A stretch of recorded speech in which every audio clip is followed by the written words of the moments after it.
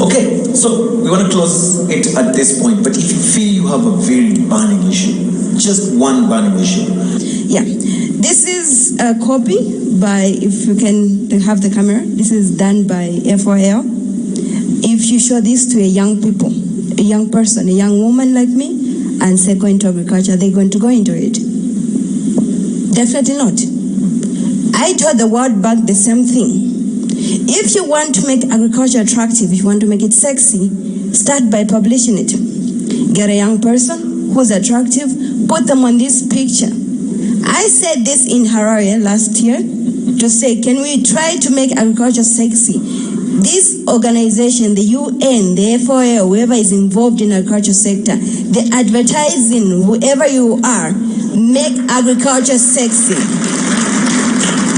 This is a beginning point of making it attractive to the young people. Right. If you, the organizers, the frontiers, the people who are supposed to lead us are putting such pictures, what are you sending to a person, a young person from the village? You pick this picture and like, oh, this is what we're living. But if they see a young person here, very attractive like me, and you put me here, even the young men in the village, they'll be like, wow, I want to be like her. I mean, where am I going to find this woman? Let me join agriculture. I mean, this is practical. That's what we need to be talking about. So please, my request is that next time we're going to have such a conference, whatever is coming up, you can look for me on Facebook, Tamara Happy Face Kaunda. Put my picture there and say she's a farmer. And a medical doctor, yeah?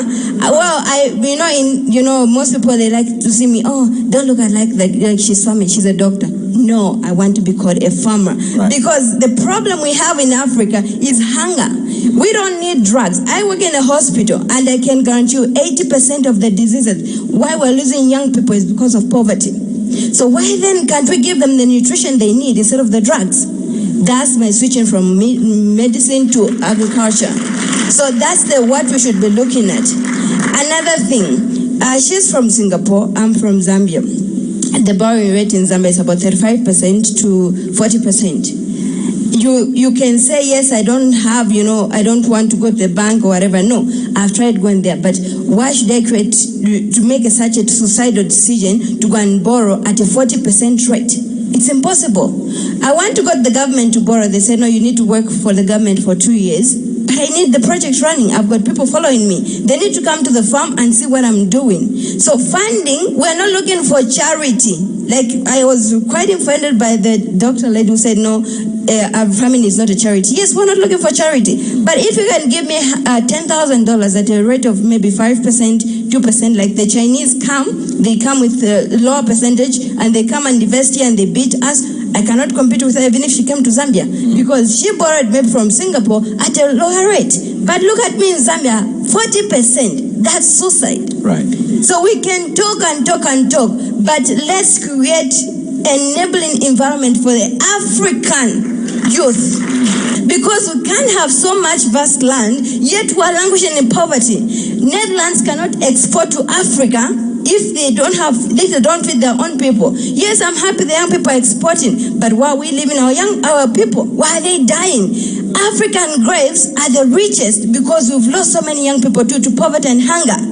So we need to really critically look at agriculture as the oxygen for economical in Africa.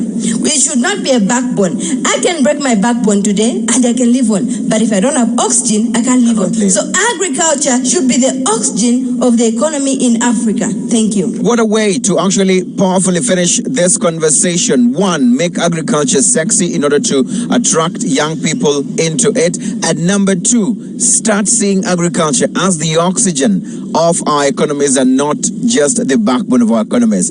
From our teams right here, we want to say thank you for watching this CNBC Africa special. I'm Eugene Anangwe.